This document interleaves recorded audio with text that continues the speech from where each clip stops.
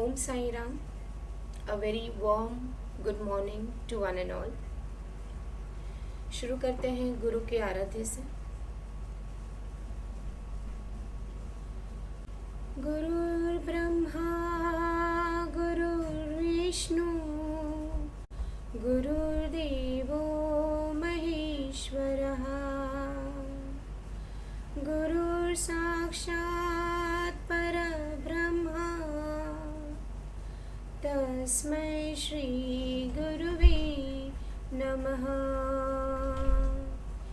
ओम शांति शांति शांति। ओम साई राम, साईनाथाय नमः। अब हम श्रवण करते हैं अध्याय 7 चैप्टर 7।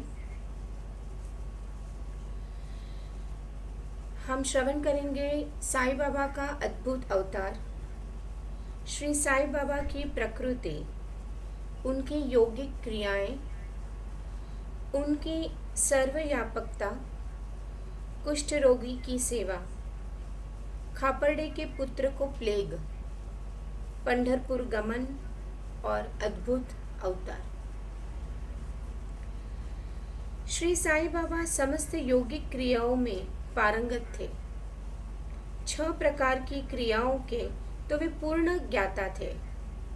6 क्रियाएं, जिनमें धोती क्रिया, एक 3 चौड़े व 22.5 लंबे कपड़े के भीगे हुए टुकड़ों से पेट को स्वच्छ करना, खंड योग अर्थात अपने शरीर के अवयव को पृथक पृथक कर उन्हें पुनः पूर्ववत जोड़ना, और समाधि आदि में सम्मिलित है। यदि कहा जाए कि वे हिंदू थे तो आकृति से वे यवन से प्रतीत होते थे। कोई भी यह निश्चय पूर्वक नहीं कह सकता था कि वे हिंदू थे या यवन। वे हिंदुओं का रामनवमी उत्सव यथाविधि मनाते थे और साथ ही मुसलमानों का चंदनोत्सव भी, जो हमने पिछले अध्याय में पढ़ा, सुना, श्रवण किया कि किस तरह रामनवमी, उर्स और चंदन उत्सव का उन्होंने सेलिब्रेट किया, ये सारे त्योहारों को। वे उत्सव में कुश्ती को प्रोत्साहन तथा विजेताओं को पर्याप्त पुरस्कार भी देते थे। गोकुलाष्टमी को वे गोपाल काला उत्सव भी बड़ी धूमधाम से मनाते थे। ईद के दिन वे मुसलमानों को मस्जिद में नमाज पढ़ने के लिए आमंत्रित किया करते थे।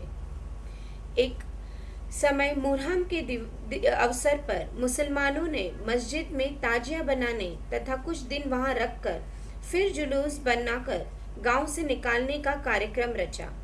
श्री साईं बाबा ने केवल 4 दिन ताजियों को वहां रखने दिया और बिना किसी राग द्वेष के 5वें दिन वहां से हटवा दिया।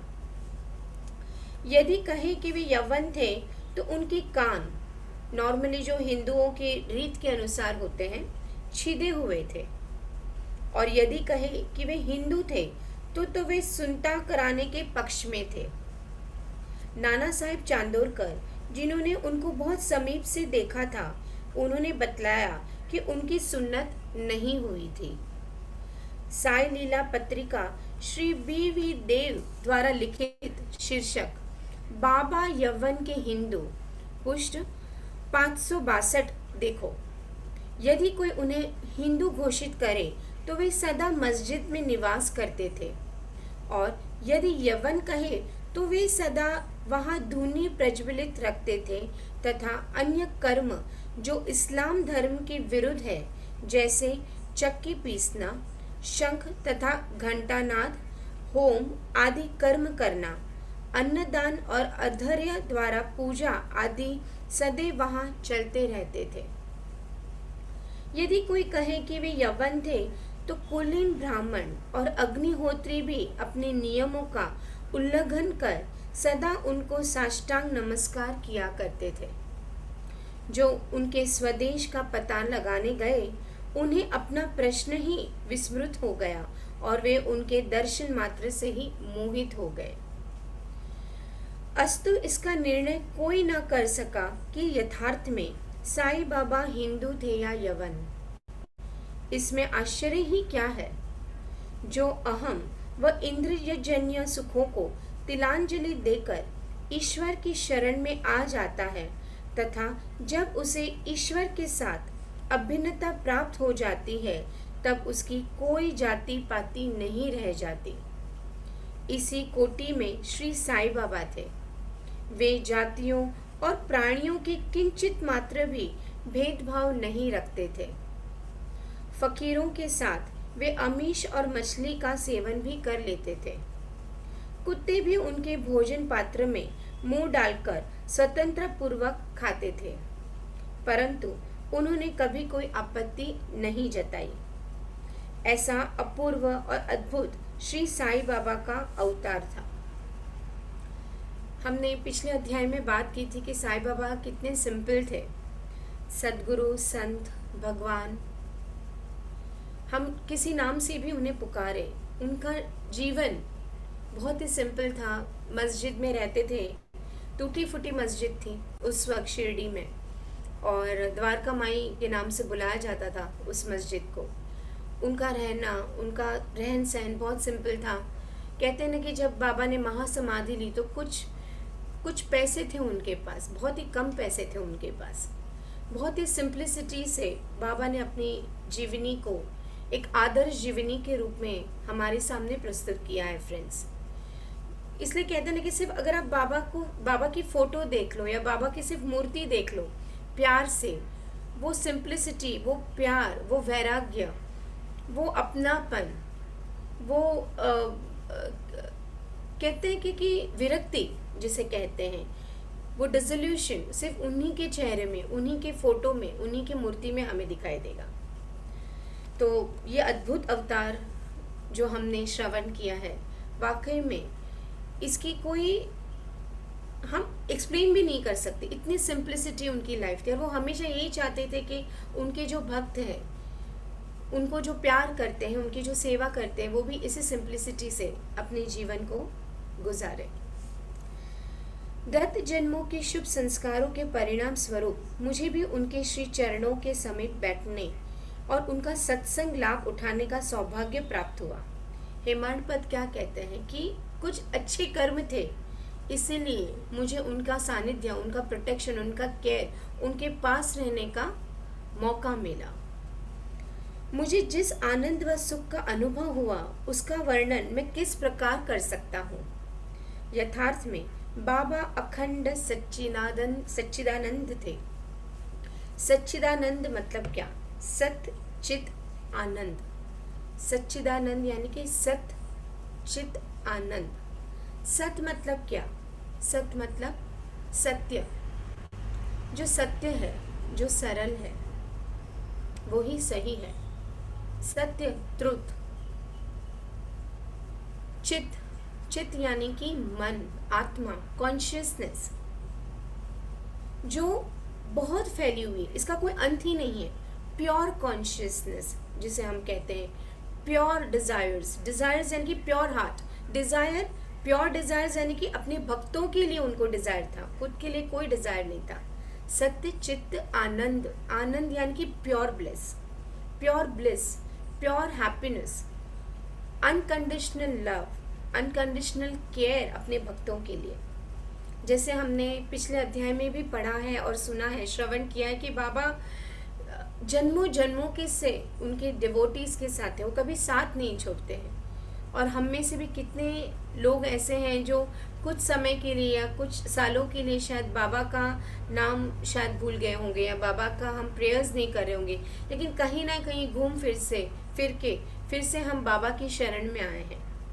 तो बाबा को क्या कहा गया है? अखंड सच्चिदानंद, pure consciousness, pure truth, pure love from heart, from physical body, from mental thing, from everything, everywhere. जहाँ पे भी गए हैं बाबा, जिन किसी को भी मिले हैं बाबा, एक बार भी मिले हैं, उनका जन्मों जन्मों का साथ रहा है। तो बाबा को सच्चिदानंद के रूप में माना गया है, और बाबा यही चाहते थे हम भी सत्यचित और आनंद से रहे। हमारी जिंदगी में। उनकी महानता और अद्वितीयता का बयान कौन कर सकता है? सच्चिदानंद वेदांत फिलॉसफी है और बाबा यही कहते हैं कि इस आनंद से, सच्चे दिल से अपनी ज़िंदगी जियो, अपने कर्मों को अपनाओ, अपने कर्म करो।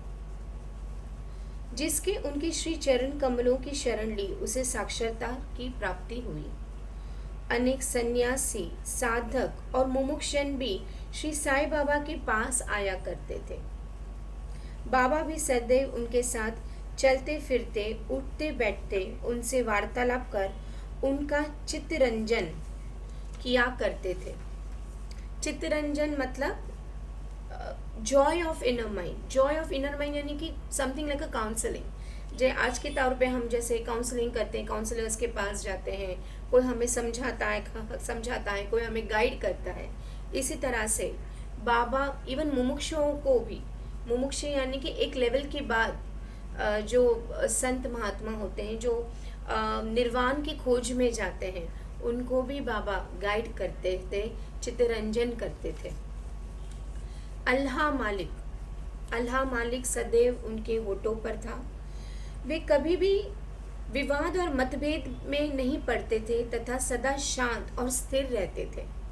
काफ़ी बार ना बाबा की बातें बहुत ही रहस्यमय होती थी, बहुत ही इन डेप्थ होती थी, तो काफ़ी लोग वो समझ नहीं पाते थे कि बाबा क्या कहना चाहते हैं। लेकिन बाबा किसी भी तरह सपने में या अपनी बातों से वो चीज़ को, वो उनके जो कार्य थे, उनको जो समझना था, वो बाबा समझा लेते थे।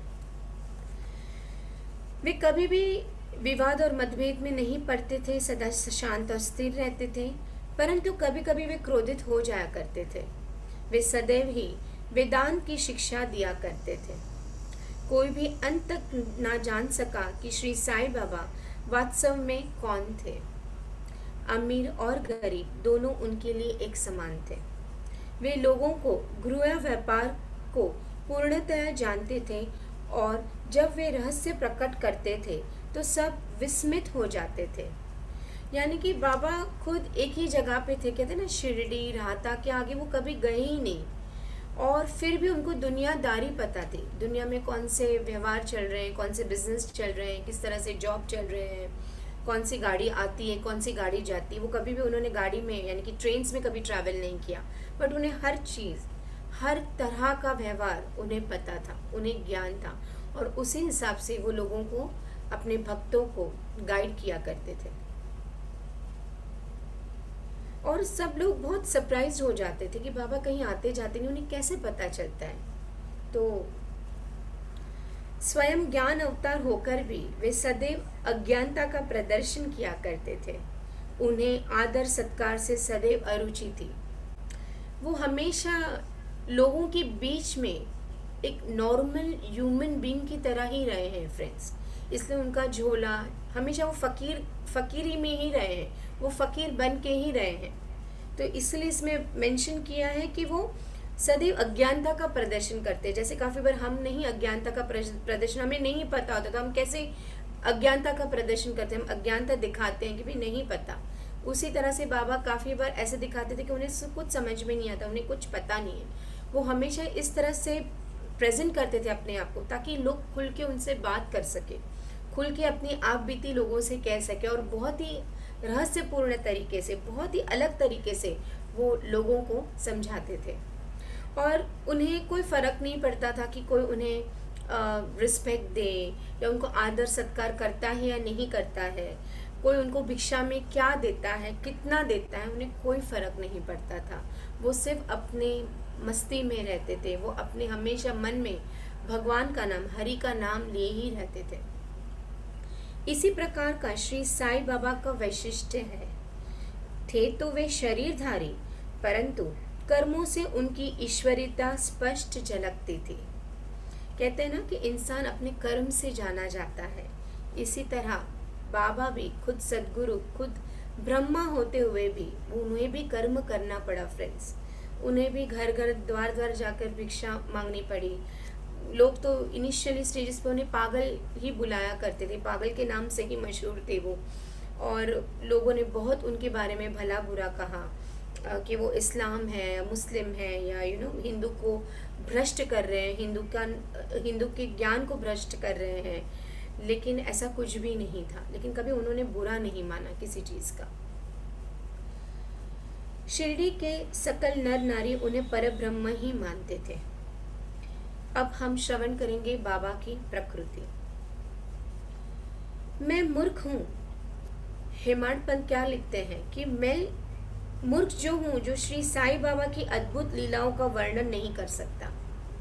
शिरडी के प्राय समस्त मंदिरों का उन्होंने जीर्णोद्धार किया, यानी कि रिनोवेशन किया। जितने भी मंदिर थे उस वक्त, टूटे फूटे मंदिर रहते थे, तो उन्होंने खुद ही रेनोवेशन किया, रिकंस्ट्रक्ट किया उन मंदिरों को।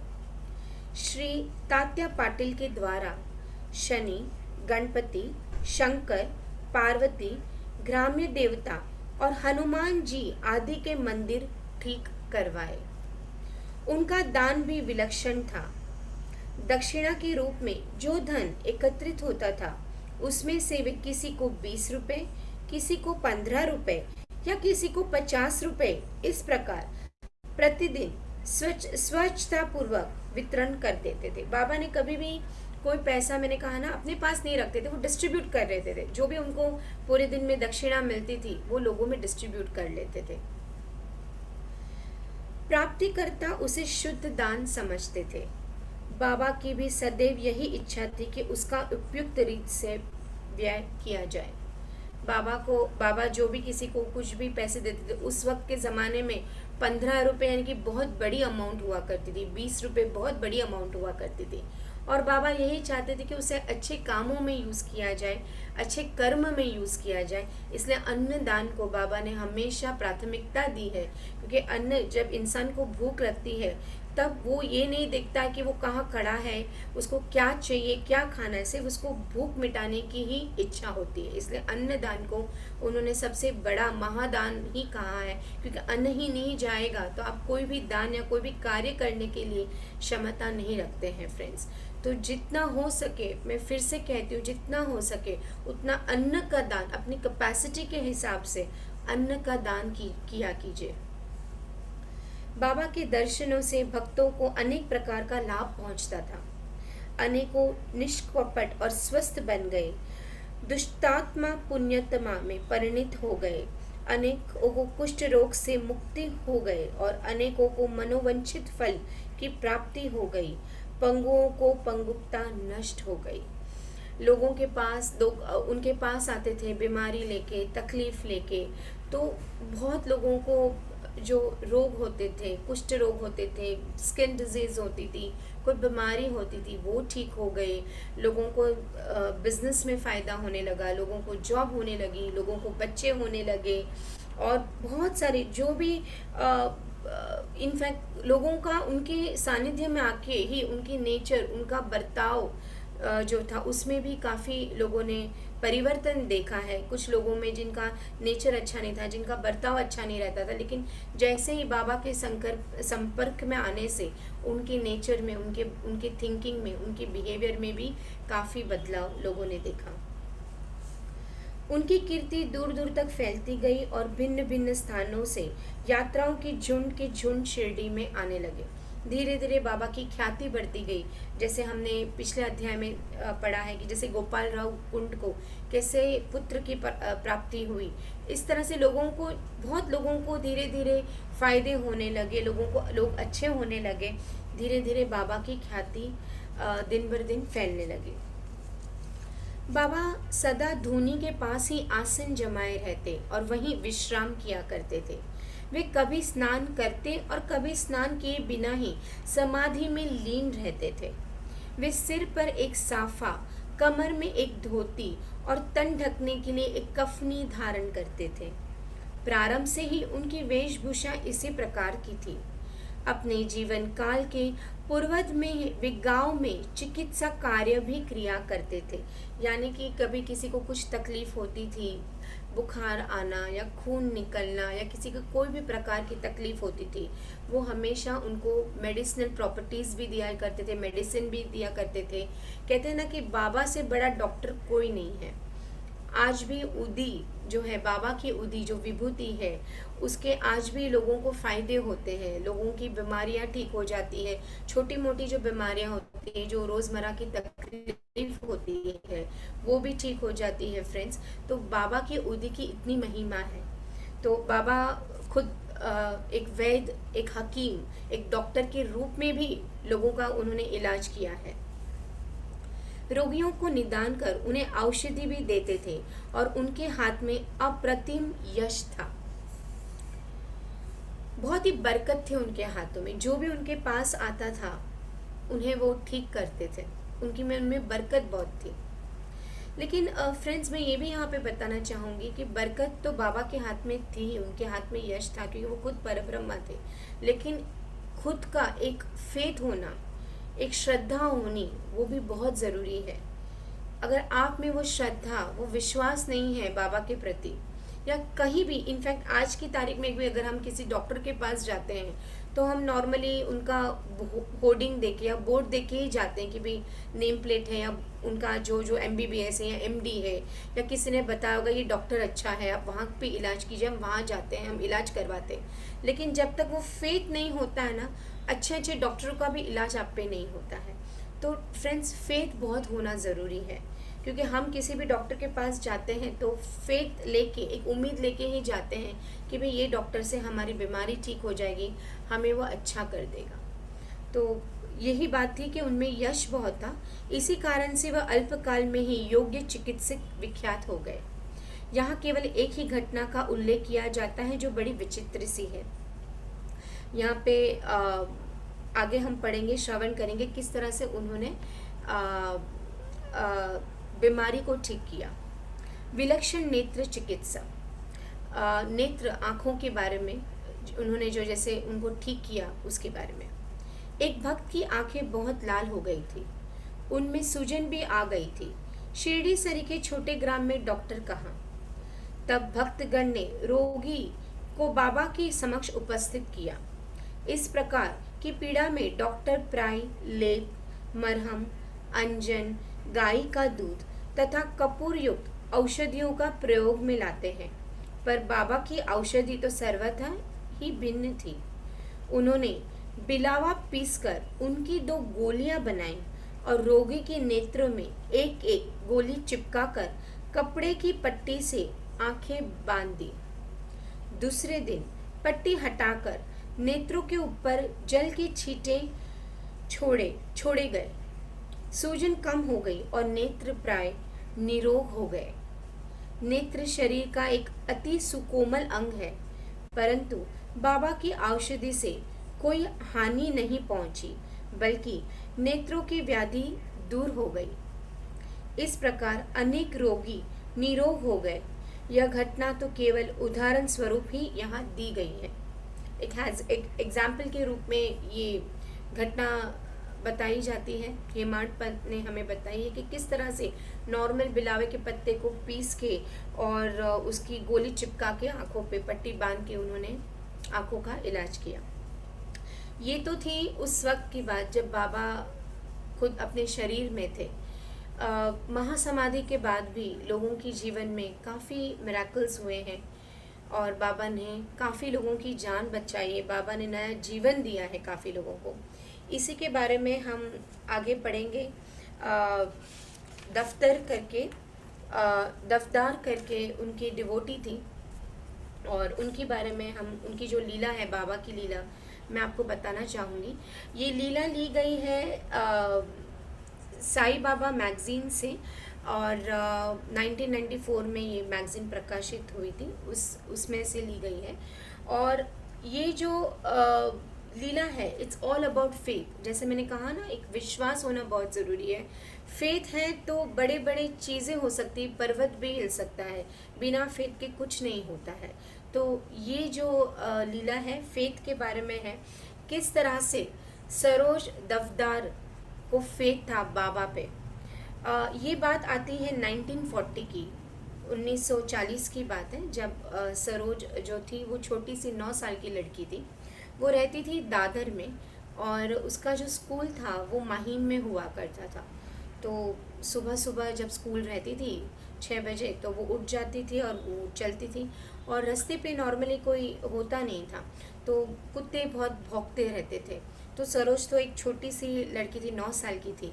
तो वो हमेशा साईनाथ साईनाथ, हमेशा वो साईनाथ साईनाथ करके ही वो रास्ते पे चलती थी, क्योंकि उसको ऐसा लगता था कि कुत्ते जो भौंक रहे हैं उनको बाइट ना कर ले या उसको काट ना ले, क्योंकि इतनी छोटी बच्ची के लिए कुत्ते भी एक सिंह के समान ही रहते थे। तो वो बहुत ही डर डर के स्कूल जाया करती थी।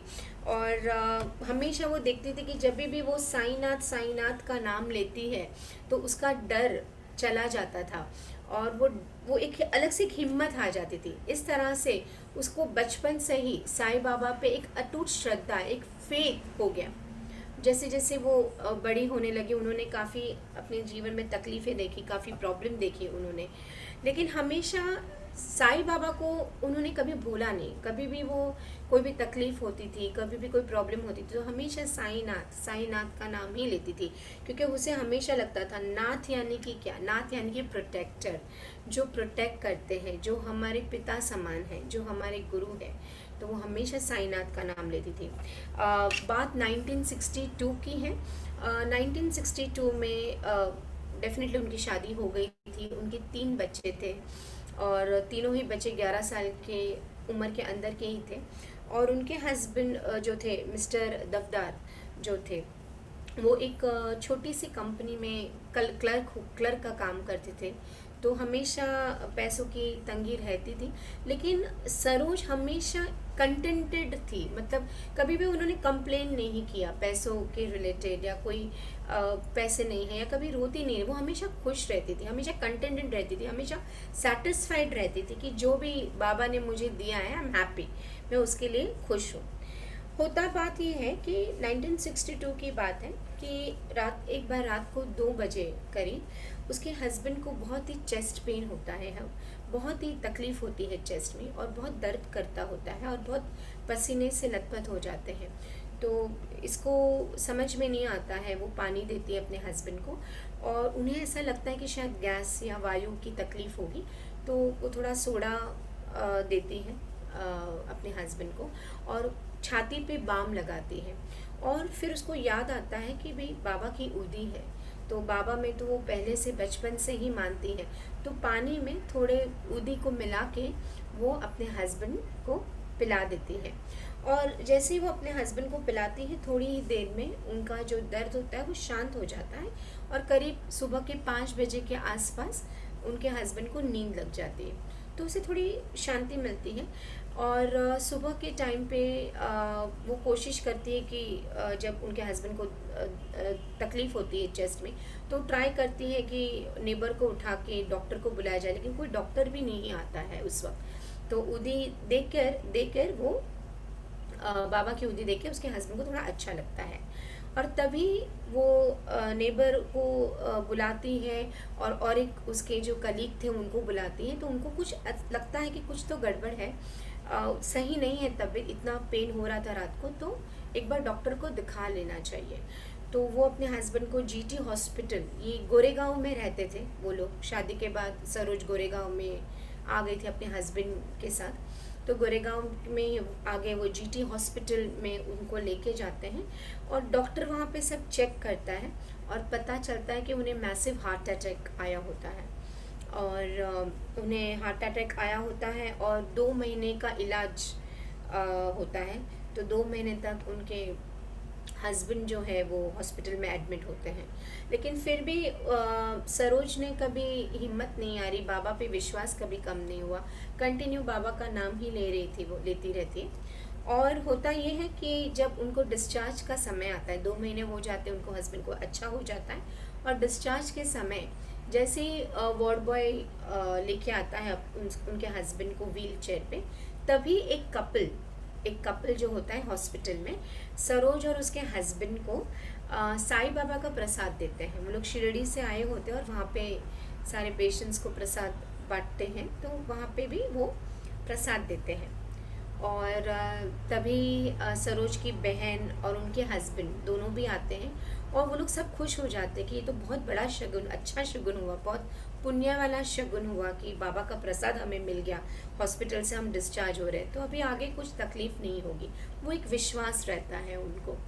तो वो प्रसाद को ग्रहण करते हैं हैज़ ए ब्लेसिंग और हैज़ ए ग्रैटिट्यूड, और वहाँ से चले जाते हैं। अब होता यूँ होता है कि जब सरोज हस्बैंड को लेने आती है हॉस्पिटल में, डिस्चार्ज का दिन होता है, तो वो अपना घर को ताला वगैरह की को लॉक करके और बाजू में ही अपने नेबर को चाबी दे के जाती है कि भाई मैं उनको, आज डिस्चार्ज हो रहा है, ये चाबी आप रखिए, मैं उनको लेके आऊँगी। और डिस्चार्ज अच्छे से हो जाता है, बाबा का प्रसाद भी मिल जाता है। और जैसे ही वो अपने हस्बैंड को लेकर उनके घर पे आती है तो साईं बाबा की एक मूर्ति दिखती है। वो दरवाज़ा खोलती है और जैसे ही खोलती है वो देखती है कि टेबल पे साईं बाबा की मूर्ति है, और उसको ऐसा लगता है कि शायद बाबा उसी का वेलकम करने के लिए बैठे हैं। तो वो बहुत सरप्राइज हो जाती है कि बाबा की मूर्ति मेरे घर पे कैसे कैसे आ सकती है। वो सब सोचती रहती है कि कैसे हो गया। तो वो अपने नेबर को पूछती है, तो नेबर बोलती है कि अपने बिल्डिंग के नीचे एक इंसान बाबा की मूर्तियाँ बना रहा है, तो पता नहीं क्या हुआ, उसने एक मूर्ति तुम्हारे घर के पास आके छोड़ी थी खिड़की पे, और मैंने जैसे देखा कि खिड़की पे बाबा की मूर्ति है, तो मुझे बाबा को बाहर रखना अच्छा नहीं लगा, इसके लिए मैंने तुम्हारा घर खोल के उसको मैंने स्थापना कर दी, उनको रख दिया, बाबा की मूर्ति को रख दिया। तो वो बहुत खुश हो जाती है, वो बहुत खुश हो जाती है कि चलो बाबा मेरे घर आए हैं। तो ये और एक शगुन हो जाता है उनके लिए। और उसके साथ जो उनके सिस्टर थी, उनके हस्बैंड, वो भी खुश हो जाते कि चलो ये दूसरा शगुन हो गया, अब सब अच्छा होगा, तो चिंता मत कर। और इस तरह से वो दिन भी चला जाता है। होता यूँ है कि कुछ दिनों के बाद उनके जो हस्बैंड है दफदार को रात में एक सपना आता है और वो थोड़ा चिल्लाने लगते हैं। तभी सरोज उठ जाती है। सरोज बोलती क्या हुआ, क्यों इतना चिल्ला रही हो, सब ठीक है ना? तो बोलते हाँ हाँ सब ठीक है, बस मैंने एक सपना देखा। ऐसे करके वो बोलते कुछ नहीं, तुम सो जाओ, कल सुबह बात करेंगे। और सुबह वो अपने वाइफ को यानी कि सरोज को सब बताता है कि मैंने कल बहुत ही भयानक सपना देखा। तो पूछती क्या देखा आपने? तो कि मैंने देखा कि मुझे दो बड़े से राक्षस जैसे लोग आते हैं और आंखें एकदम लाल होती है, और वो आके मुझे बहुत मारते हैं, मुझे बहुत पीटते हैं और मुझे भला बुरा कहते हैं। और गोरेगांव में जो अपना कब्रिस्तान है वहाँ लेके जाते हैं और मुझे बहुत भला बुरा बोलते हैं। और तभी होता है कि एक इंसान को मैं देखता हूँ वाइट कपड़ों में, और वो इंसान आता है और मुझे बचाने आता है, और वो उन दोनों राक्षसों को बोलता है कि तुम उसको क्यों मार रहे हो, तुम उनके घर वालों को नहीं जानते, उसको पता चलेगा कि तुमने इसको मारा है तो तुम पे ही चिल्लाएंगे, तुम्हें ही पनिशमेंट देंगे, छोड़ दो उसको। और ये सुन के वो दो राक्षस जैसे जो लोग होते हैं वो चले जाते हैं, भाग जाते हैं, और मेरी जान बच जाती है। तो सरोज को ये सपना बहुत अजीब लगा कि ऐसा, तो बोलते कि तुमने मुझे उठा दिया उसके बाद कि क्या हुआ, लेकिन वो चले जाते हैं। तो सरोज को ये सपना बहुत ही अजीब लगा कि ऐसे कैसे सपना। फिर उसने सोचा, लाइटली लिया होगा कि ठीक है ऐसे ही सपने आते हैं, फाइन। और तभी वो अपनी बहन और उनके हस्बैंड से डिस्कस कर रहे होते कि देखो उनको ऐसा सपना आया। तभी होता ये है कि मिस्टर जोशी करके एक होते हैं, इनके कलीग होते हैं ऑफिस में, दफदार के ऑफिस में उनके कलीग होते हैं। और मिस्टर जोशी बहुत अच्छे एस्ट्रोलॉजर भी होते हैं और दत्त भगवान को बहुत मानते हैं, दत्तात्रेय के वो डिवोटी होते हैं। और एवरी ईयर वो पूरा गिरनार पर्वत चढ़ के दत्त भगवान के मंदिर में दर्शन करने जाते हैं। और मिस्टर जोशी नॉर्मली बहुत शांत प्रवृत्ति के इंसान होते हैं, ज़्यादा मिक्सिंग नेचर नहीं होता, किसी से बात नहीं कर रहे होते।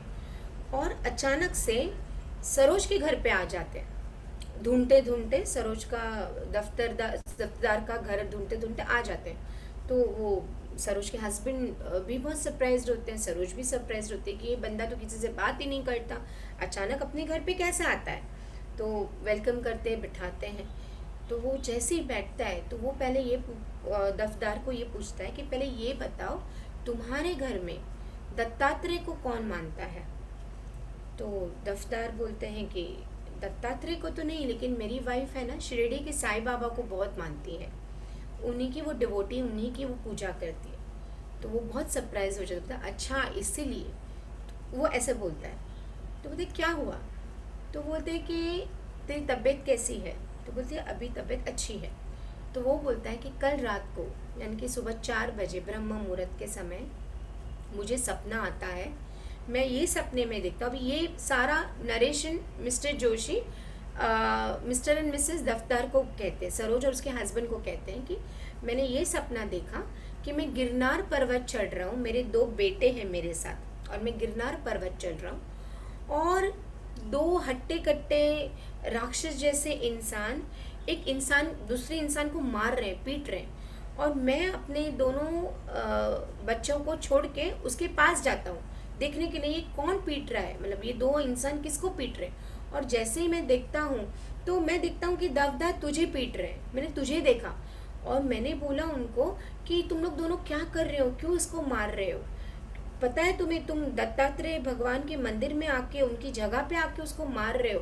दत्तात्रेय भगवान को पता चलेगा तो तुम्हें बहुत बड़ा पनिशमेंट देंगे, तुम्हें बहुत बड़ा सज़ा देंगे, छोड़ दो इसे। और जैसे ही मैं ऐसे बोलता हूँ तो वो दोनों चले जाते हैं और भाग जाते हैं और तुरंत मेरा सपना टूट जाता है। और ये जब सपना मिस्टर जोशी एक्सप्लेन करते हैं, बोलते हैं, तो उन्हें इतना शॉक लगता है कि यही सपना यानी कि 2 अलग अलग इंसान ने 2 अलग अलग जगह पे एक ही सपना देखा, ये कैसे पॉसिबल होता है, ये कैसे पॉसिबल है। तो इस तरह से मतलब सरोज को इतनी खुशी हुई, वो इतनी मतलब फीलिंग्स उसको रोने लगे कि बाबा ने मेरे हस्बैंड को वापस से बचा लिया। और यही बात जोशी मिस्टर जोशी कहते हैं कि तुम्हें मरने से बाबा ने बचा लिया। और बाबा क्या है? साईं बाबा दत्तात्रेय के ही रूप है, तो तुम्हें जीवन दान दिया है बाबा ने। तो इस तरह से सरोज इतना इतना इतने वो लोग खुश हो जाते हैं, बाबा को थैंक यू बोलते हैं। और जितना बोले उतना उन्हें ऐसा लगता है जितना हम थैंक यू बोले उतना ही कम है। और कहते हैं कि 13 साल के बाद उनके हस्बैंड पीसफुली एक्सपायर हो जाते हैं, नींद में एक्सपायर हो जाते हैं मिस्टर दफ्तर। और सरोज ने बहुत ही अच्छे से अपनी ज़िंदगी जी होती है, तीनों बच्चे भी सेटल्ड हो जाते हैं। और उन्होंने अपने अंत समय भी वो जो मूर्ति उनके घर पे आई थी साईं बाबा की, उन्हीं के आराध्य में, उन्हीं के प्रेयर्स में, उन्हीं का नाम स्मरण में ही बिताया। तो ये हकीकत है कि महासमाधि के बाद भी ऐसे मिराकल्स होते हैं। और इस तरह से दफ्तर की जो जान है वो बाबा ने बचाई। तो कहते हैं ना कि बाबा से बड़ा डॉक्टर कोई नहीं है। तो आगे हम श्रवण करते हैं कि बाबा अपनी योगिक क्रियाएं कैसे करते थे। बाबा को समस्त यौगिक प्रयोग और क्रियाएं ज्ञात थी। उनमें से केवल 2 ही उल्लेख यहाँ किया जाता है। यहाँ पे सिर्फ 2 ही क्रियाओं के बारे में हेमाड पद ने हमें बताया है। धोती क्रिया, आंतें स्वच्छ करने की क्रिया, यानी कि अपने जो रिब्स हैं, आंतें हैं, उनको स्वच्छ करने की क्रिया कैसे करते थे। प्रति तीसरे दिन बाबा मस्जिद से प्रायः दूर पर एक वट वृक्ष के नीचे किया करते थे। एक वट वृक्ष के नीचे अपने जो आते थे, अपने जो अंदर की जो ये थी वो निकाल के बाबा उसको क्लीन करते थे। एक अवसर पर लोगों ने देखा कि उन्होंने अपने आंतों को उदार से बाहर निकालकर उन्हें चारों ओर से स्वच्छ किया और समीप के वृक्ष पर सुखाने के लिए रख दिया। शिरडी में इस घटना की पुष्टि करने वाले लोग अभी भी जीवित हैं। उन्होंने इस सत्य की परीक्षा भी की थी। साधारण धोती क्रिया एक 3 चौड़े व 22.5 लंबे गीले कपड़े के टुकड़े से की जाती है। इस कपड़े को मुंह के द्वारा उदार में उतारा लिया जाता है तथा उसे लगभग आधे घंटे तक रख दिया जाता है ताकि उसका पूरा प्रभाव हो जाए। तत्पश्चात उसे बाहर निकाल लेते हैं। पर बाबा की तो यह धोती क्रिया सर्वत्र विचित्र और असाधारण सी थी। नॉर्मली कपड़े को अंदर रखते थे, लेकिन बाबा खुद अपनी आते बाहर निकाल के उसको सुखाते थे। खंड योग, ये दूसरी योगिक क्रिया है। एक समय बाबा ने अपने शरीर के अवयव को पृथक करके मस्जिद के भिन्न भिन्न स्थानों पर बिखेर दिया। यानी कि टुकड़े टुकड़े करके अपने ही शरीर को बाबा ने अलग अलग जगह पे फेंक दिया मस्जिद में। अकस्मात उसी दिन एक महाशय मस्जिद में पधारे और अंगों को इस प्रकार यहाँ वहाँ बिखरा देखकर बहुत ही भयभीत हो गए। बहुत डर गए कि ये सब क्या है, मतलब कोई भी डर जाएगा इस तरह। पहले उनकी इच्छा हुई कि ग्राम अधिकारी को यह सूचना देना चाहिए कि किसी ने बाबा का खून करके उनके टुकड़े टुकड़े कर दिए, परंतु सूचना देने वाला ही पहले पकड़ा जाता है, यह सोचकर वो मौन रहे।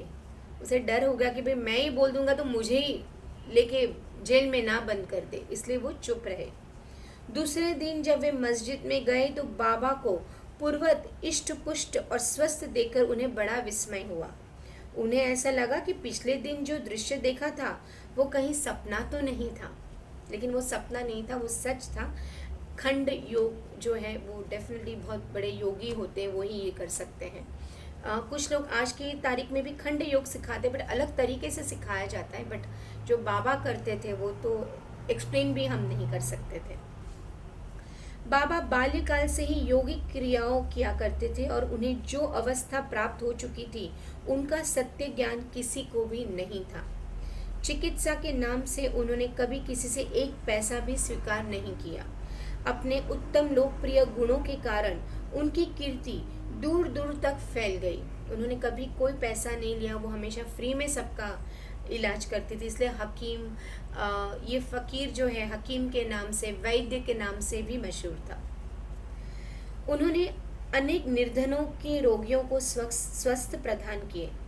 इस प्रसिद्ध डॉक्टर के डॉक्टर मसीहाओं के मसीहा ने कभी अपने स्वार्थ की चिंता न कर अनेक विघ्नों का सामना किया तथा स्वयं असहनीय वेदना और कष्ट सहन कर सदैव दूसरों की भलाई की और उन्हें विपत्तियों से सहायता पहुंचाई। अनकंडीशनल सर्विस, अनकंडीशनल लव, सत्य चित्त आनंद, इसलिए बाबा को सत्य चित्त आनंद किया। कहा है कि अनकंडीशनल लव, कोई उनको अच्छा बोले बुरा बोले, उन्होंने हमेशा लोगों की मदद की है, हमेशा लोगों की सेवा की है।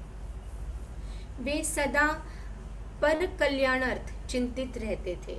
ऐसी ही एक घटना नीचे दी है जो उनकी सर्वव्यापता तथा महान दयालुत्व का द्योतक है। वो हमेशा लोगों के बारे में ही सोचते, लोग अच्छे से जिए, स्वस्थ जिए, अच्छा सोचे, अच्छा कर्म करें, हमेशा वो ही चिंता करते थे कि लोग क्यों नहीं समझते, इतना सब ज्ञान होने के बावजूद वो ज्ञान लोग अपने लाइफ में क्यों नहीं उतार पाते। बाबा की सर्वव्यापता और दयालुता।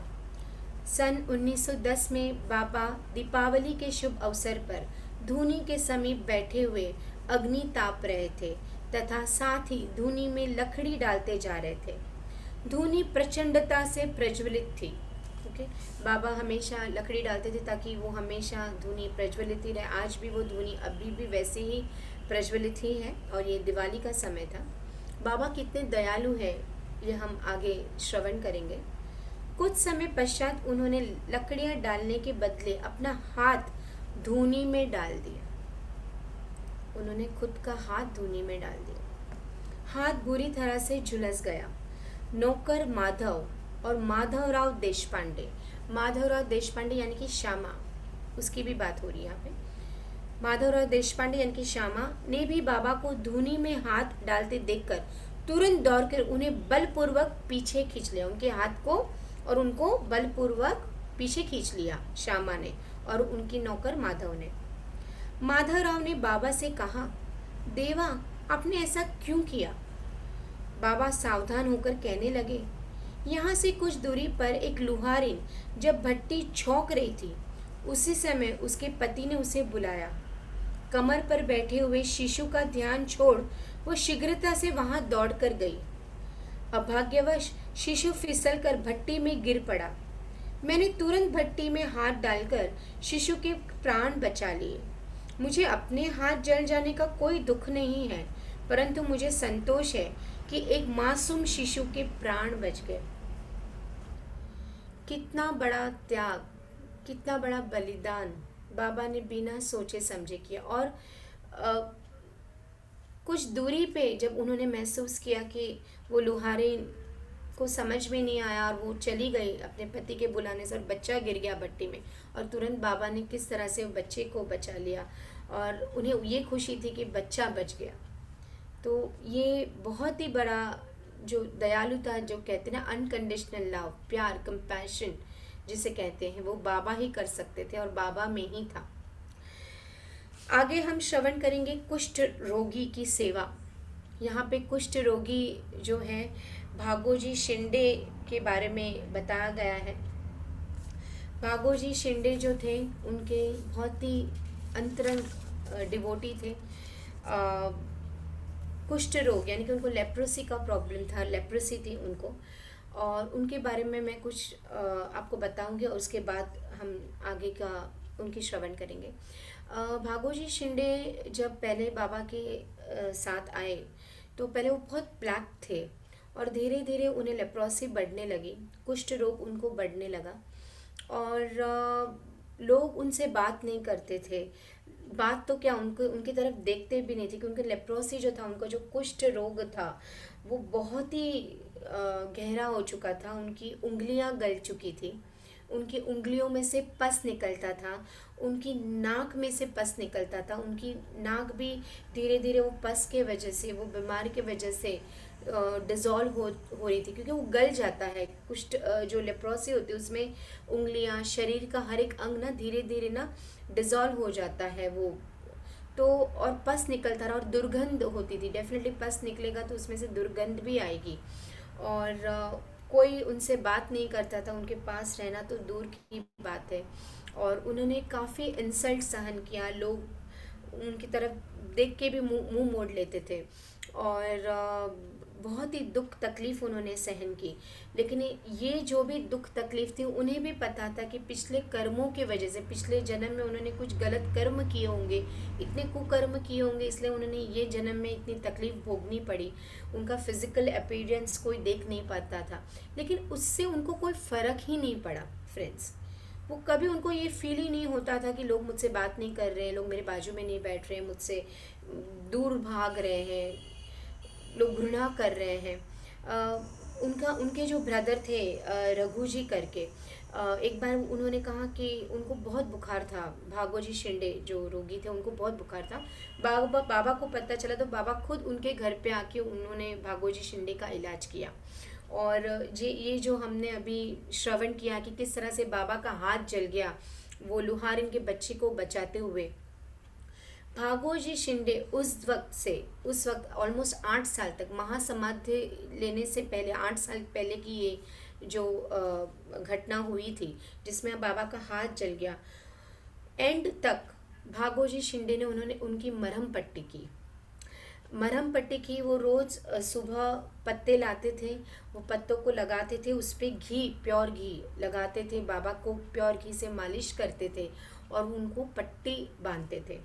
कहते हैं कि भागोजी शिंदे सबसे पहले सुबह 4:30-5 बजे बाबा के मस्जिद में, जो द्वारका माई जो कहते हैं, वहाँ जाते थे, बाबा की सेवा करते थे, रोज़ उनकी मरहम पट्टी करते थे। इनफैक्ट बाबा को अच्छा होने के बाद भी वो एंड तक, महासमाधि के दिन तक भागोजी शिंदे ने ये कार्य करते रहे।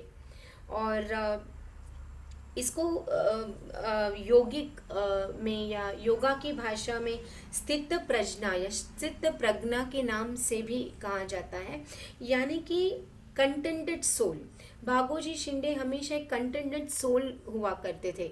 एक बार की बात है कि बाबा उनकी सेवा से बहुत खुश हो गए। बाबा ने कहा कि मैं तुम चाहते हो कि तुम्हारा ये रोग ठीक हो जाए, मैं तुम्हारे रोग को ठीक कर दूंगा। तो वो कहते हैं कि नहीं बाबा, मुझे कोई फ़र्क नहीं पड़ता है ये रोग आए, मैं ये भले फिज़िकल बॉडी में हूँ लेकिन मेरे फिज़िकल बॉडी में क्या तकलीफ़ हो रही है मुझे उससे कोई फ़र्क ही नहीं पड़ता। तो बाबा कहते हैं कि लेकिन मैं तुम्हें कुछ देना चाहता हूँ, कुछ विश मांगो, क्या चाहिए तुम्हें, तुम मांगो, तुम्हारी सेवा, तुम इतनी मेरी सेवा करती हो, मैं तो तुम्हारा ऋणी हो गया हूँ, तो तुम कुछ मांगो, मैं तुम्हें देना चाहता हूँ। तो भागोजी शिंदे कहते पक्का आप देना चाहते? बताए हाँ, मैंने तुम्हें कहा मैं तुम्हारी बीमारी ठीक कर सकता हूँ। बोलते नहीं, मुझे बीमारी नहीं, अगर आप मुझे कुछ देना ही चाहते हैं साईं, तो आप मुझे ये विश दीजिए, ये वरदान दीजिए, मैं जब कभी भी आऊँ द्वारका माई में मैं आ सकता हूँ, जब कभी भी मुझे मिलने का आपको मन हो, मैं आऊँ, आप मुझे कभी भी रोकेंगे टोकेंगे नहीं। तो बाबा बोलते हैं कि डेफिनेटली ठीक है, मैं तो कभी तुम्हें नहीं रोकूंगा। और कहते हैं ना कि भागोजी शिंदे कभी भी आते थे, इनफैक्ट सुबह सुबह वो आ जाते थे, रात तक वो रहते थे, और कभी भी बाबा ने कभी मना नहीं किया द्वारका माई सीढ़ी चढ़ने से। यानी कि भागोजी शिंदे जो थे, वो हमेशा मतलब उन्हें सिर्फ बाबा चाहिए थे और कुछ नहीं चाहिए थे। हमेशा बाबा का सानिध्य, बाबा की प्रोटेक्शन, बाबा की छत्र छाया में वो हमेशा रहते थे। इसलिए अगर आपने वो फोटो देखा होगा जिसमें बाबा और मालसापति बूटी और वो छतरी छाता लेके जाते, वो छाते में जो फोटो है वो भागोजी शिंदे ही थे। भले ही भागोजी शिंदे को इतना रोग था, इतनी तकलीफ थी, लेकिन उन्होंने इतने अच्छे कर्म भी किए थे कि बाबा का प्रोटेक्शन मिला, बाबा का वरदान मिला, और बाबा की सेवा करने का उन्हें मौका मिला।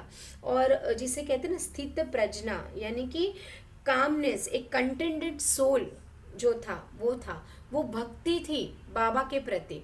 और वो भक्ति का रूप था, वो दास्य भक्ति कहते हैं कि भक्ति के 9 रूप होते हैं। इसलिए बाबा ने लक्ष्मीबाई को अंत में 9 सिक्के दिए थे।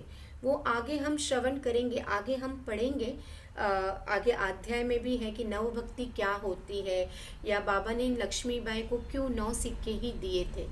तो 9 भक्ति का रूप में से एक रूप है दास्य भक्ति। दास्य भक्ति यानी कि सर्वेंट ऑफ द लॉर्ड, यानी कि बाबा का दास के रूप में सेवा करना, बाबा की सेवा करना लेकिन दास्य के रूप में।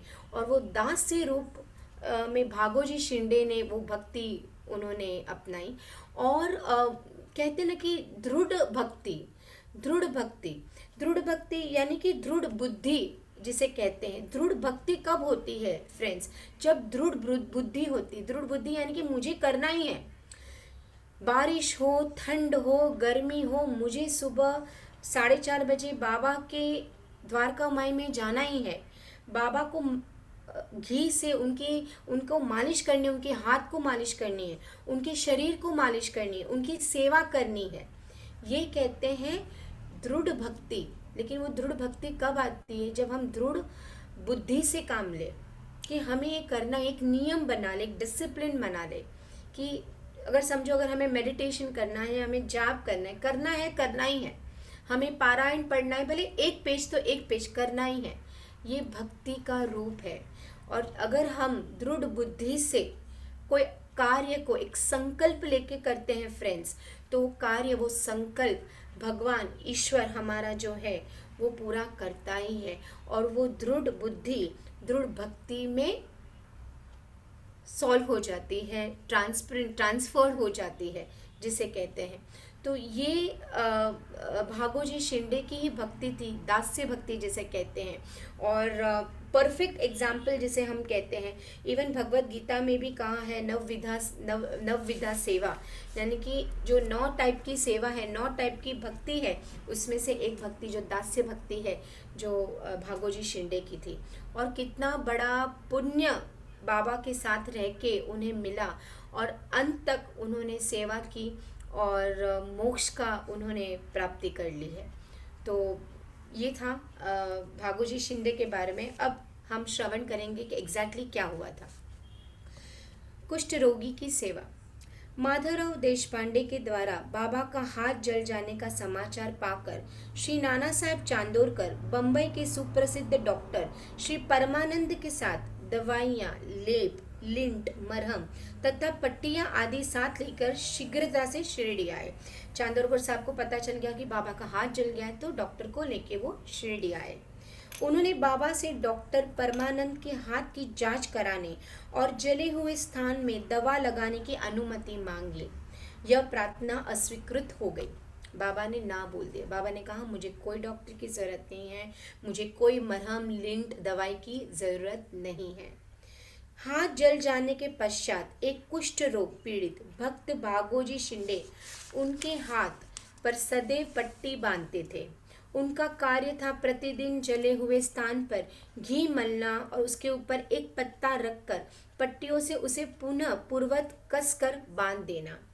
घाव शीघ्र भर जाए इसके लिए नाना साहेब चांदोरकर ने पट्टी छोड़ने तथा डॉक्टर परमानंद से जांच व चिकित्सा कराने का बाबा से बार बार अनुरोध किया, रिक्वेस्ट किया कि बाबा एक बार दिखा तो दीजिए, एक बार अपना हाथ जो जल गया एक बार दिखा दीजिए, लेकिन बाबा नहीं माने। डॉक्टर परमानंद ने भी अनेक बार प्रार्थना की, परंतु बाबा ने यह कहते हुए टाल दिया कि केवल अल्लाह ही मेरा डॉक्टर है, केवल अल्लाह मालिक प्रभु ही मेरा डॉक्टर है। उन्होंने हाथ का परीक्षण करवाना अस्वीकार कर दिया। डॉक्टर परमानंद की दवाइयाँ शिरडी के वायुमंडल में ना खुल सकी और ना उनका उपयोग हो सका। फिर भी डॉक्टर साहब का परम भाग्य था जो उन्हें बाबा के दर्शन का लाभ हुआ। भागो जी को दवा लगाने की अनुमति मिल गई। देखिए, कहते हैं ना कि हम भक्त भगवान से मिलने या भगवान की कृपा प्राप्त करने के लिए जितने आतुर होते हैं, भगवान उससे ज़्यादा भक्त का प्यार और डिवोशन पाने के आतुर में होते हैं। मतलब अलग नहीं है, भगवान और भक्त अलग नहीं है, गुरु सदगुरु और भक्त भी अलग नहीं है, शिष्य और सदगुरु भी अलग नहीं है, दोनों एक ही है। जितना हम आतुर होते हैं, जितना हमें भगवान से मिलने की इच्छा होती है, उससे कहीं ज़्यादा भगवान को भक्त से मिलने की इच्छा होती है। जो भागोजी शिंदे का जो डिवोशन था, जो प्यार था, जो भक्ति थी, वो भक्ति के कारण ही बाबा ने 8 साल तक वो घी का लेप लगाने का अलाउ किया। ज़रूरत ही नहीं थी बाबा को इन सब चीज़ों की, बाबा तो खुद परब्रह्म थे, लेकिन just to set an example, just कि भागोजी को अच्छा लगे, उन्हें सेवा करना था ना, उन्हें सिर्फ बाबा की सेवा करनी थी। उन्हें कोई फर्क नहीं पड़ता था वो कैसे, उन्हें कितनी बीमारियां हैं, लोग क्या सोचते हैं, उन्हें सिर्फ इतना था कि मुझे मेरे बाबा का साथ चाहिए, बाबा की सेवा करनी है, द्वारका माई में आना है, और वो सेवा के लिए ही बाबा ने उन्हें अनुमति अंत तक दी थी। ये भाग्य की बात है। भागोजी को दवा लगाने की अनुमति मिल गई। कुछ दिनों के उपरांत जब घाव भर गया तब सब भक्त सुखी हो गए, परंतु प्रतिदिन प्रातःकाल से हाथ मालिश को पुनर्कसकर पट्टी बांधना, श्री साईं बाबा की समाधि पर्यंत यह क्रम इसी प्रकार चलता रहा। श्री साईं बाबा सदृश पूर्ण सिद्ध को होते हुए भी यथार्थ में इस चिकित्सा की भी कोई आवश्यकता नहीं थी, परंतु भक्तों के प्रेमवश उन्होंने भागोजी को यह सेवा अर्थात उपासना निर्विघ्न स्वीकार की। एक टाइप ऑफ उपासना थी, एक टाइप ऑफ सेवा थी भागोजी शिंदे के लिए। जब बाबा लेंडी को जाते तो भागोजी छाता लेकर उनके साथ ही जाते थे।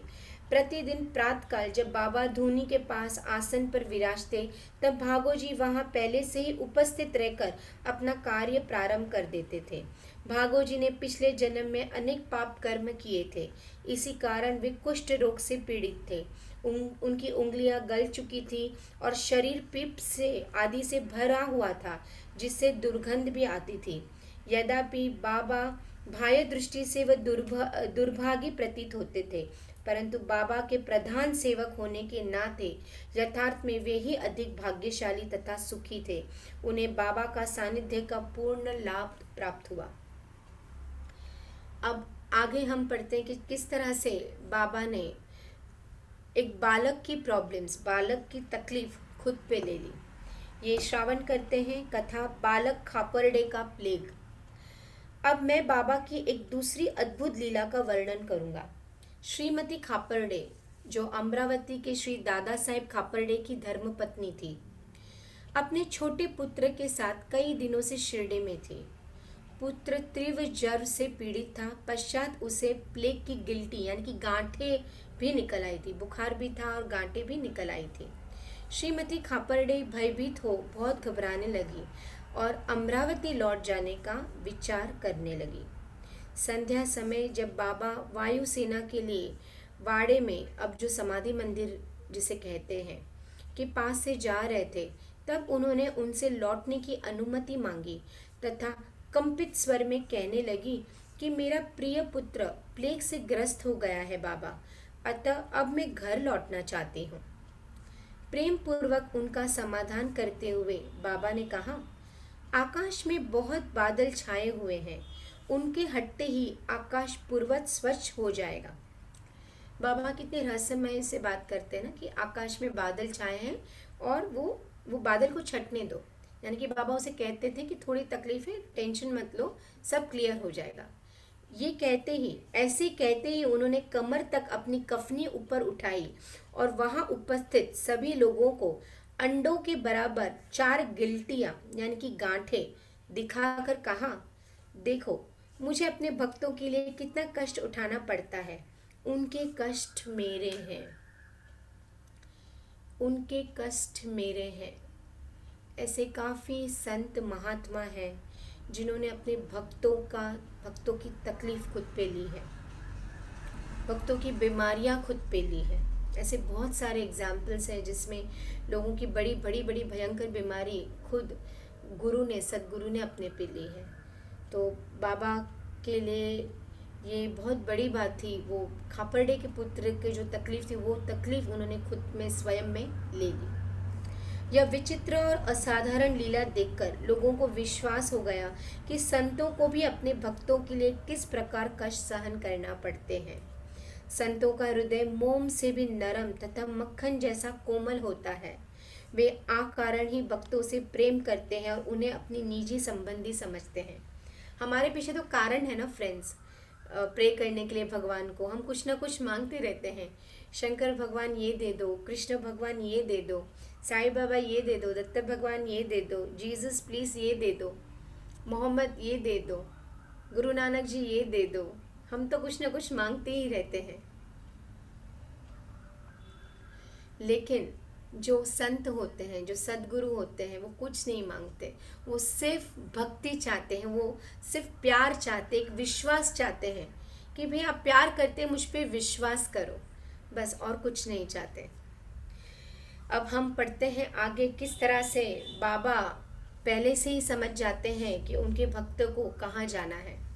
पंढरपुर गमन और निवास। बाबा अपने भक्तों से कितना प्रेम करते हैं और किस प्रकार उनकी समस्त इच्छाओं तथा समाचारों को पहले से ही जान लेते थे, इसका वर्णन कर यह अध्याय समाप्त करूंगा। नाना साहेब चांदोरकर बाबा के परम भक्त थे। वे खानदेश में नंदुरबार के मामलतदार थे। उनका पंढरपुर को तबादला हो गया और श्री साईं बाबा की भक्ति उन्हें फलदायी हो गई, क्योंकि हमने पहले भी पढ़ा है कि किस तरह से चांदोरकर साहब बाबा के भक्त हो चुके थे और उन्हें उनका तबादला हो गया था पंढरपुर में। उन्हें ज्वाइन करनी थी ड्यूटी पंढरपुर में, और पंढरपुर तो वैकुंठ समान होता है, स्वर्ग समान होता है। जैसे हमारे लिए शिरडी एक स्वर्ग है, वैसे ही चांदोरकर के लिए विठोबा की जगह पे, विठोबा की गांव में, विठोबा की शहर में जब उनका तबादला हुआ तो इससे बढ़िया बात क्या हो सकती थी। तो उन्हें फल मिल गया बाबा की सेवा का, बाबा की भक्ति का, और उन्होंने पंढरपुर जो वैभव कुंड, पृथ्वी का स्वर्ग के समझा जाता है, उसमें रहने का अवसर प्राप्त हो गया। नाना साहब को शीघ्र ही कार्यभार संभालना था, इसलिए वे किसी को पूर्व ये सूचना दिए बिना ही शीघ्रता से शिरडी को रवाना हो गए। उन्हें तुरंत ज्वाइन करना था उनकी ड्यूटी, तो उन्होंने किसी को इन्फॉर्म नहीं किया और उन्होंने डिसाइड किया मैं ऐसे ही शिरडी पहुंच के साईं बाबा को दर्शन करूंगा और उन्हें मैं ये न्यूज़ बताऊंगा। लेकिन बाबा तो अंतर्यामी थे। बाबा ने किस तरह से प्रेजेंट किया खुद को, ये प्रेजेंट किया भी मुझे तो पता है कि तू जा रहा है, ये हम आगे श्रवण करेंगे। वे अपने पंढरपुर यानी कि शिरडी से अचानक ही पहुंचकर अपने विठोबा यानी कि बाबा को सरप्राइज देना चाहते थे। बाबा को नमस्कार कर फिर आगे प्रस्थान करना चाहते थे। उनके लिए तो शिरडी भी पंढरपुर थी, लेकिन पंढरपुर जाने के लिए उनको पहले शिरडी आके बाबा यानी कि उनके खुद के विठोबा के दर्शन करके ही आगे बढ़ना था। नाना साहब के आगमन को किसी को भी सूचना ना थी, उन्होंने किसी को भी नहीं बताया था कि मैं शिरडी आने वाला हूँ, परंतु बाबा तो सर्वयज्ञ थे। जैसे ही नाना साहब नीम गांव पहुंचे, जो शिरडी से कुछ ही दूरी पर है नीम गांव, बाबा मालसापति, अप्पा शिंदे और काशीराम से वार्तालाप कर रहे थे। यानी कि वो चारों थे, बाबा, काशीराम, मालसापति और अप्पा शिंदे। उसी समय मस्जिद से स्तंभता छा गई, यानी कि एकदम शांति हो गई। और बाबा ने अचानक ही कहा, चलो चारों मिलकर भजन करें। बाबा कहते हम चारों मिलकर भजन करते हैं। और भजन के बोल क्या थे? पंढरपुर के द्वार खुले हुए हैं, यह भजन प्रेम पूर्वक गाएं। बाबा कहते हैं पंढरपुर के द्वार खुले हैं, ये भजन हम सब चारों मिलके हम गाते हैं। पंढरपूरला जायचे जायचे, तिथेच मजला राहायचे राहायचे, तिथेच मजला राहायचे राहायचे, घर ते माझा रायाचे रायाचे। यानी सब मिलकर गाने लगते हैं। इसका मतलब है मुझे पंढरपुर जाकर वहीं रहना है, क्योंकि वो मेरे स्वामी, मेरे ईश्वर, मेरे विठोबा का ही घर है। और ये भजन चारों जन गाते हैं। बाबा गाते जाते हैं और भक्तगण उसे दोहराते जाते हैं। कुछ समय में नाना साहेब ने वहां सहकुटुंब पहुंचकर बाबा को प्रणाम किया। उन्होंने बाबा से पंढरपुर पधारने तथा वहां निवास करने की प्रार्थना की। पाठकों, अब इस प्रार्थना की आवश्यकता ही कहाँ थी? ज़रूरत ही नहीं थी बताने के लिए बाबा को कि बाबा मैं पंढरपुर जा रहा हूँ, या आप भी आइए, वहाँ पे आप आराम कीजिए, आप मेरे साथ आइए। पंढरपुर को बताने की ज़रूरत ही नहीं थी। भक्तगण ने नाना साहब को बतलाया कि बाबा पंढरपुर वास के भाव से पहले से ही थे। उन्हें पता था पहले से ही। उन्होंने चांदरकर को बताया कि उनको तो पहले से ही पता था। यह सुनकर नाना साहब द्रवित हो श्री चरणों पर गिर पड़े और बाबा की आज्ञा तथा आशीर्वाद प्राप्त कर वे पंढरपुर को रवाना हो गए। वो एकदम सरप्राइज्ड हो गए और खुश हो गए कि बाबा को ये भी पता है कि मैं पंढरपुर, मेरा ट्रांसफ़र हुआ है और मैं वहीं रहूँगा। तो वो बहुत खुश हो गए और उनकी भक्ति और शक्ति और दृढ़ हो गई और ज़्यादा बढ़ने लगी। बाबा की कथाएं अनंत है। अन्य विषय जैसे मानव जन्म का महत्व, बाबा का भिक्षावृत्ति पर निर्वाह, बाईजाबाई की सेवा तथा अन्य कथाओं को अगले अध्याय के लिए शेष रखकर अब मुझे यहाँ विश्राम करना चाहिए। बाबा ये कथाओं को यहीं समाप्त करते हैं और हम भी यहीं समाप्त करेंगे। उससे पहले एक जिस बताना चाहती हूँ कि श्राद्ध चल रहे हैं, पितृपक्ष श्राद्ध चल रहे हैं। फ्रेंड्स, जो अब श्राद्ध जो होते हैं, जो अपने पितृ होते हैं, अपने जो एंसेस्टर्स होते हैं, उनके शांति के लिए रखा जाता है, उनकी याद में, ग्रैटिट्यूड में रखा जाता है। इस दिन खाना, अच्छा स्वादिष्ट खाना बनता है और वो खाना दान में भी दिया जाता है। तो फ्रेंड्स, आप अपने पूर्वज के लिए कोई भी दिन, अगर आपको तिथि नहीं समझ में आती, तिथि याद नहीं है, लेकिन ये जो आने वाले जो भी बाकी के जो दिन हैं, टोटल 15 दिन होते हैं। 6 तारीख को लास्ट डे है, अमावस्या है। तो 6 तारीख तक या 6 तारीख से पहले कोई भी एक दिन, एक तिथि, अपने जितने भी जो पूर्वज है, कोई भी साइड के, मम्मी के साइड के, डैडी के साइड, जो भी पूर्वज हैं, उनके लिए आप प्रार्थना करें। अच्छा सा भोग, प्रसाद बनवाएं और डिस्ट्रीब्यूट कीजिए फ्रेंड्स। गरीब में डिस्ट्रीब्यूट कीजिए, कौवे को दीजिए। नॉर्मली हम सब जानते हैं कि कौवे को दिया जाता है, लेकिन अगर आप कुत्ते को भी दें, मछली को भी आप दे सकते हैं, गाय को भी खिला सकते हैं, गरीब को भी खिला सकते हैं। चाहिए तो खीर छोटे छोटे पैकेट्स में बना के 5 या 7 या 11 गरीब को आप खिला सकते हैं। अन्न का दान करें ताकि आपके पूर्वज को भी शांति मिलेगी उनके, और साथ ही में आपको भी अंदर से परम शांति मिलेगी और आपके पूर्वजों का आशीर्वाद और प्यार हमेशा आपके साथ रहेगा। आज जो भी हम हैं, हमारे पूर्वज की वजह से ही है। तो भले वो हमारे बीच नहीं है, लेकिन उनका आशीर्वाद, उनका प्यार हमेशा अपने साथ होता है। और जो अगर हम जो कि कुछ लोगों को पितृदोष होता है, कुंडली वगैरह में जो भी है, अगर हम रेगुलरली दान करते हैं पूर्वजों के नाम पे, तो वो दोष भी दूर हो जाता है। और आगे के अध्याय में हम यही पढ़ेंगे कि पूर्वजों के नाम पे खिलाने का रीज़न क्या होता है। तो ये अभी जैसे पितृपक्ष चल रहे हैं, श्राद्ध चल रहे हैं, तो प्लीज़ फ्रेंड्स, ये श्राद्ध के निमित्त पे अपने जो भी पूर्वज है, दिल से आपके कैपेसिटी के अनुसार, मैंने लास्ट टाइम भी आपको बताया था, आज भी बताती हूँ, अन्न का दान कीजिए। जितना हो उतना अन्न का निस्वार्थ होके कीजिए, कोई स्वार्थ रख के नहीं, निस्वार्थ, आपके बजट के अनुसार, आपकी जो भी इच्छा है आपकी कीजिए। गाय को दीजिए, कौवे को दीजिए, कुत्ते को दीजिए, किसी गरीब असहाय को मदद कीजिए। लेकिन अन्न का दान ज़रूर कीजिए। तो इसी के साथ ही हम ये अध्याय चैप्टर नंबर 7 हम यहीं विश्राम करते हैं और मिलते हैं नेक्स्ट थर्सडे को 5 बजे। तब तक आप स्वस्थ रहिए, खुश रहिए। बाबा करे, मैं बाबा से प्रार्थना करूँगी हम सबका आध्यात्मिक जर्नी बढ़ती जाए, आगे हम बढ़ते जाए और भागोजी शिंदे जैसी भक्ति, दास्य शक्ति, दास्य भक्ति हमें मिलती जाए। श्री सद्गुरु साईनाथ परममस्तु शुभ भवतु। जय Sai Ram. Thank you so much, thank you so much. जय साई।